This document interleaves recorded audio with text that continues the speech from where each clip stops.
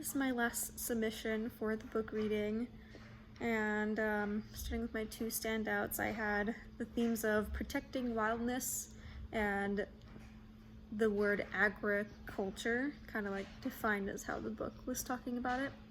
Starting with like the idea of protecting wildness, they started talking about protecting wildness equaling protecting food.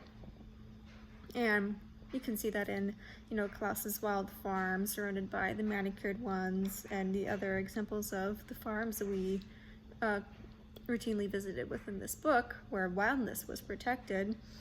They were letting the land demand whatever it wanted, and they just listened, they paid attention.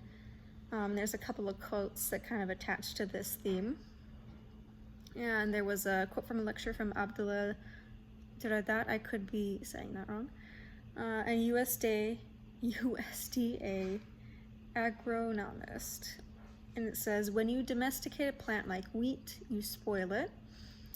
You have to provide for it all its needs, otherwise it will not produce what you expect. And that second quote, not necessarily a quote, I kind of summarized it, but it said, cuisines do not evolve from what the land offered, but what the land demanded. And we saw that in each of the farms that we visited that were like, that got that quality, it's got the recognition for what the land has, more than just like what we're selecting one. Like we want specifically the chicken legs, chicken breasts, we want specifically certain parts of different animals, but we're looking at a whole system here, a whole ecology. And that's how these farms saw it as well. And let me see.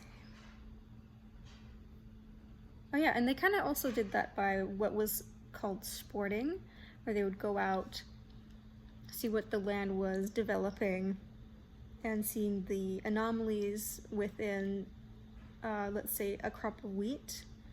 And if it ended up tasting great, like, heck yeah, we're going to incorporate this specific deviation for the next generation to include more of. And that was like really partnering with the land and the wildness, instead of just like making things happen in whatever way we can make up with our methods.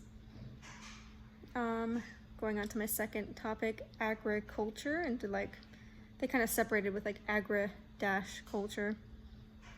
And it's just talking about the idea of food culture and how that has shifted over the years, again, from the previous point, where cuisines did not evolve from what the land offered, but what it demanded, and how it changed from now what the land demanded, what we demanded. And as we can see, things have turned iffy and unstable. We lost a lot of food culture, we lost flavor, we lost nutrients, we lost stability, we lost a lot of things when we started demanding from the land instead of seeing what the land was demanding. In pursuit of profit and efficiency, we lost that piece of culture. And, things are shifting.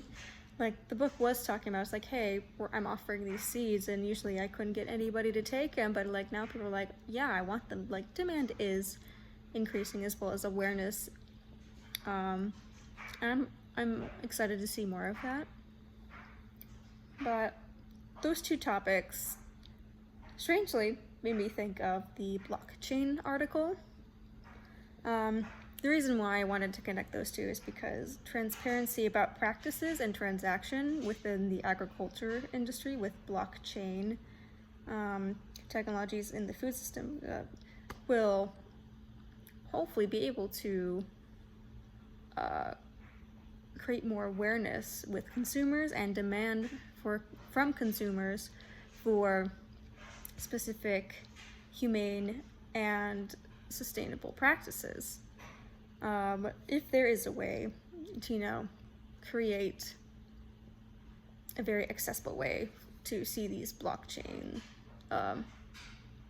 lists, whatever they are. I know they are on the internet, but I want to see if there's a way people want to make them accessible for the everyday consumer, see how that might impact demand. But yeah, that was my last submission. I hope you guys have a great rest of your class, and thank you.